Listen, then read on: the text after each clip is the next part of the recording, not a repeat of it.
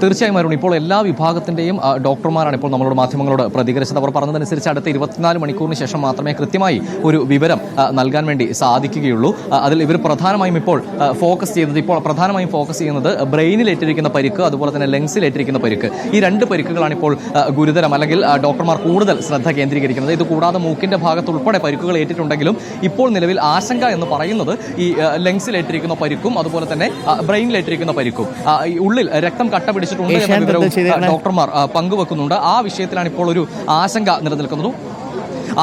നിലനിൽക്കുന്നതും. ഇപ്പോൾ എന്തായാലും ഡോക്ടർമാരുടെ വിദഗ്ധ പരിചരണത്തിലാണ് ഇപ്പോൾ ഉമാ തോമസ് MLA ഉള്ളത്. വെന്റിലേഷൻ സപ്പോർട്ടോടു കൂടിയാണ് ഇപ്പോൾ നിലവിൽ ഉമാ തോമസ് MLA ഉള്ളത്. 24 മണിക്കൂറിന് ശേഷം മാത്രമേ കൂടുതൽ വിവരങ്ങൾ വ്യക്തമാക്കാൻ സാധിക്കുകയുള്ളൂ. നിലവിൽ അടിയന്തരമായ ഓപ്പറേഷനുകളൊന്നും വേണ്ട സാഹചര്യമില്ല എന്നും ഡോക്ടർമാർ വ്യക്തമാക്കുന്നുണ്ട്. അപ്പോൾ തന്നെ അത്തരത്തിലൊരു സാഹചര്യം ഉണ്ടായാൽ അതിനുവേണ്ട എല്ലാ സജ്ജീകരണങ്ങളും ഇപ്പോൾ റെനെ മെഡ്സിറ്റി ആശുപത്രിയിൽ സജ്ജമാണ്. ഇപ്പോൾ ഇവിടെ നിന്നും മറ്റ് ആശുപത്രികളിലേക്ക് ഉമാ തോമസ് MLA മാറ്റേണ്ട സാഹചര്യങ്ങളൊന്നുമില്ല എന്നും ഡോക്ടർമാർ വ്യക്തമാക്കുന്നുണ്ട്.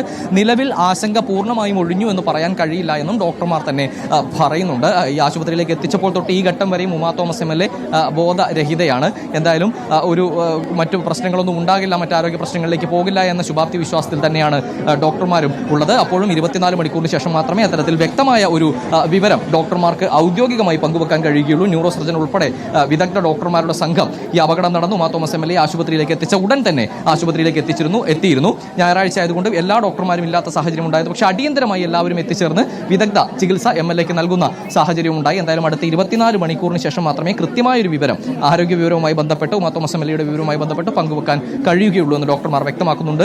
നൽകാൻ കഴിയുന്ന ഏറ്റവും മികച്ച ചികിത്സ തന്നെയാണ് ഇപ്പോൾ റെനെ മെഡ്സിറ്റി ആശുപത്രിയിൽ നൽകിക്കൊണ്ടിരിക്കുന്നത്. അതിനുവേണ്ട എല്ലാ വിദഗ്ധ ഡോക്ടർമാരുടെ സംഘവും ഇവിടെ സജ്ജമാണ്. എന്തായാലും അതിദാരുണമായ സംഭവമായിരുന്നു ഇന്ന് കലൂർ ജവഹർലാൽ നെഹ്റു സ്റ്റേഡിയത്തിൽ ഉണ്ടായിരുന്ന അപകടം എന്ന് പറയുന്നത്. വലിയ ആഘോഷ പരിപാടിക്കിടെ അത്തരത്തിൽ 12,000-ലധികം കലാകാരന്മാർ അണിനിരക്കുന്ന ഒരു ആഘോഷ നിലയിലുള്ള പരിപാടിക്കിടെ അത് തുടങ്ങാൻ പോകുന്നതിന് നിമിഷങ്ങൾക്ക് മുൻപാണ് ഇത്തരത്തിൽ ഉമാ തോമസ് MLAക്ക് ഒരു അപകടം ഉണ്ടാകുന്നത്. ഈ VVIP പവനിൽ നിന്നും ഉമാ തോമസ് MLA താഴേക്ക് കാൽവഴുതി ഈ ബാരിക്കോഡോടുകൂടി താഴോട്ട് പതിച്ച് തലയിൽ ഗുരുതരമായി പരിക്കേൽക്കുന്ന, ഒരുപാട് രക്തം വാർന്നു പോകുന്ന സാഹചര്യം ഉൾപ്പെടെ ഉണ്ടായത്. എന്തായാലും നിലവിൽ ഈ രക്തം വാർന്നു പോകുന്നത് നിയന്ത്രിക്കാൻ കഴിഞ്ഞിട്ടുണ്ട്.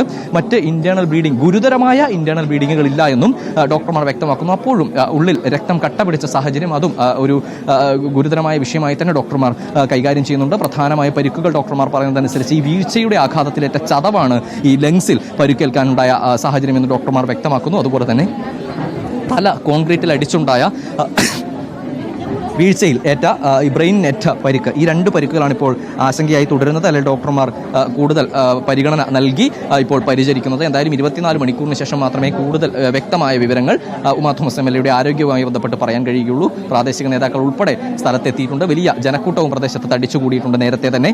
എന്തായാലും ഈ മന്ത്രി സജി ചെറിയാൻ ഉൾപ്പെടെ പങ്കെടുക്കുന്ന പരിപാടിയായിരുന്നു. കൂടുതൽ നേതാക്കൾ ആശുപത്രിയിലേക്ക് അല്പസമയത്തിനുള്ളിൽ എത്തിച്ചേരുമെന്നും അറിയാൻ സാധിക്കുന്നുണ്ട്. ഈ പരിപാടി എന്തായാലും